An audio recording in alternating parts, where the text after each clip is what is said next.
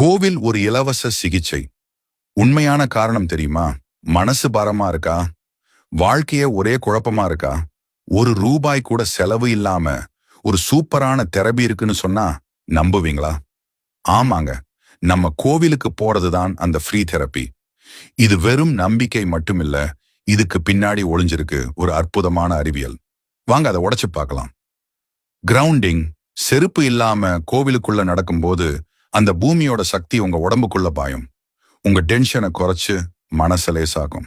இதான் இப்போ ஸ்டைலா கிரவுண்டிங்னு சொல்றாங்க. Sound healing.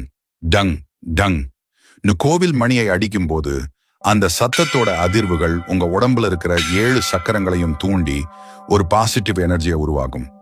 இன்னைக்கு இதை தான் நாம காசு கொடுத்து சவுண்ட் ஹீலிங்னு கத்துக்கிறோம். மேனிஃபெஸ்டேஷன்.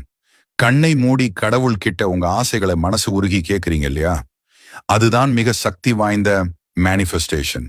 உங்க எண்ணங்களுக்கு உயிர் கொடுத்து அதை பிரபஞ்சத்துக்கிட்ட கொண்டு சேர்க்கிறீங்க. Intention setting.